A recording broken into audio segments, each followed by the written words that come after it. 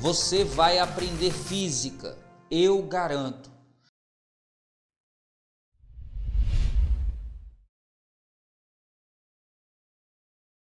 Considere as seguintes afirmações. Primeira, o apito do trem para um observador em repouso é mais agudo quando o trem está se aproximando do que quando o trem está se afastando do observador. Isso é consequência do efeito Doppler. Quando há aproximação entre a fonte e o observador, a gente tem uma percepção de frequência mais aguda. Está correto ali a primeira. A segunda diz: quando uma fonte de ondas sonoras se aproxima de um observador fixo, ocorre um encurtamento do comprimento de onda entre o observador e a fonte. Quando o observador está fixo e a fonte se aproxima dele, as frentes de onda ficam mais próximas uma da outra. E é exatamente por isso que a gente tem essa percepção de aumento de frequência. Está correto o que diz a número 2, há uma diminuição na separação entre as frentes de onda, ou seja, um encurtamento do comprimento da onda. 3. Quando um observador se movimenta de uma fonte sonora fixa, a frequência do som ouvido é maior do que quando o observador está em repouso. De novo, quando o observador se aproxima de uma fonte sonora fixa, a frequência do som ouvido é maior do que quando ele está em repouso. Sim, à medida que ele se aproxima, há uma diminuição na distância entre as frentes de onda. Então, a percepção da frequência é maior, é uma frequência mais aguda que é percebida. Então, sim, é verdade e estão verdadeiras, estão corretas as 3 proposições. Por isso que o gabarito é letra E de eita poxa, coisa fácil. E aí, fera, já merece seu like?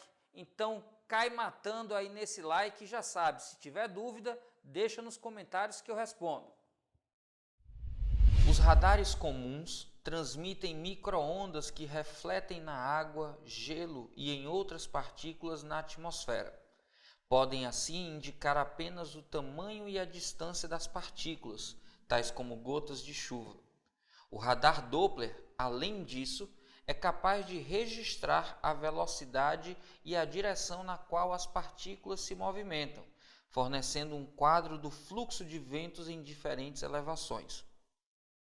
Nos Estados Unidos, a NexRad, uma rede de 158 radares Doppler, montada na década de 1990 pela Diretoria Nacional Oceânica e Atmosférica, permite que o Serviço Meteorológico Nacional emita alertas sobre situações do tempo potencialmente perigosas com um grau de certeza muito maior.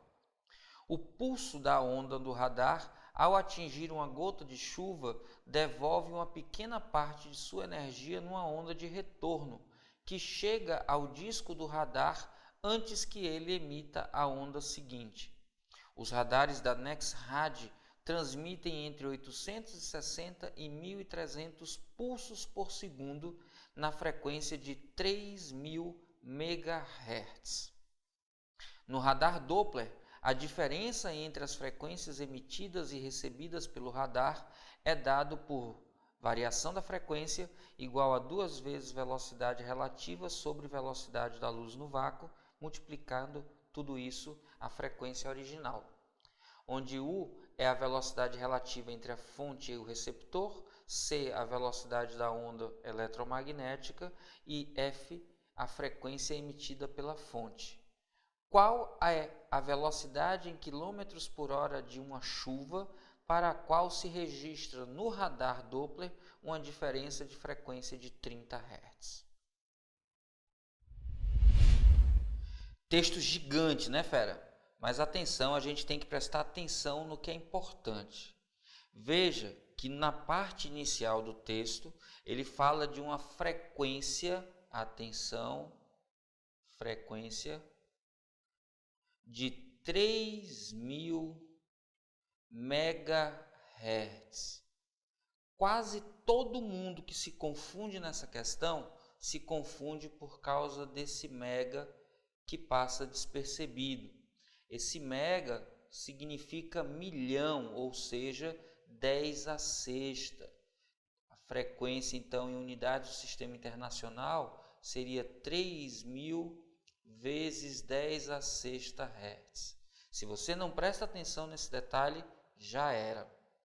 Aí ele diz também para a gente qual é a expressão que a gente deve utilizar.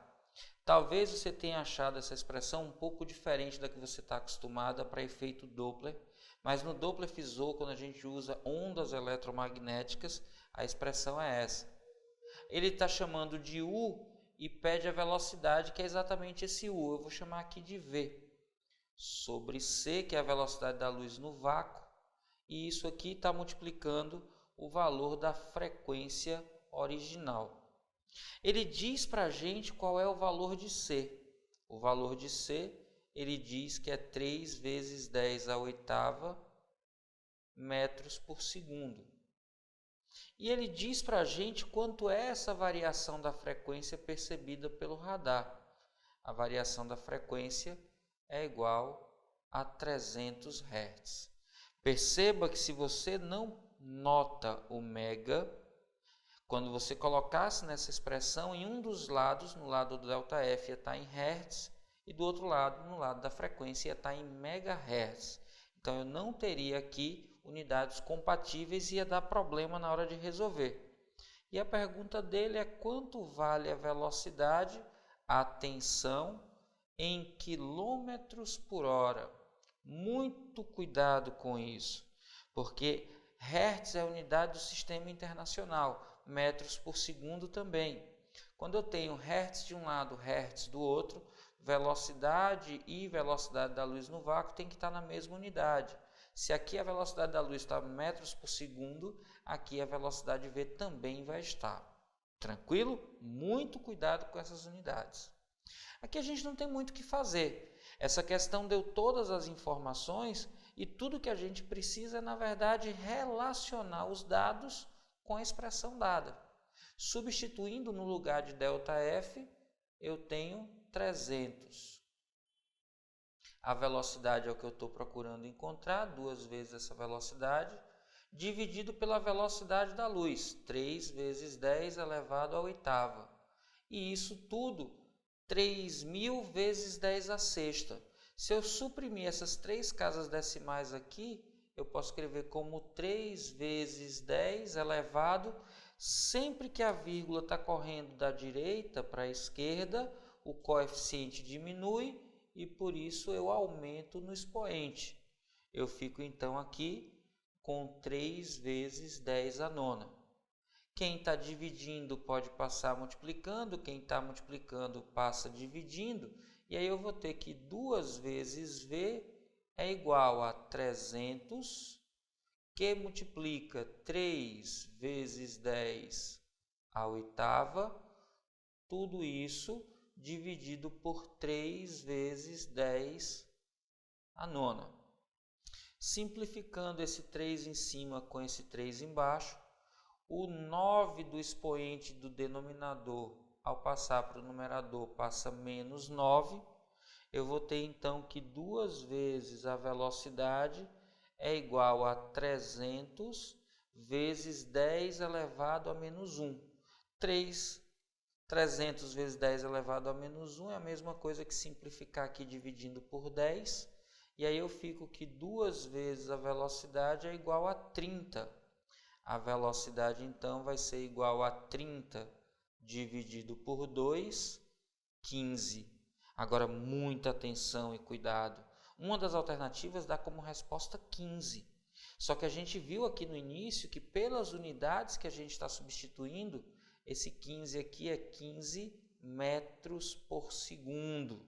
Muito cuidado, porque a unidade que ele quer na resposta é quilômetros por hora. Então, esse metros por segundo, eu tenho que escrever aqui como quilômetros por hora.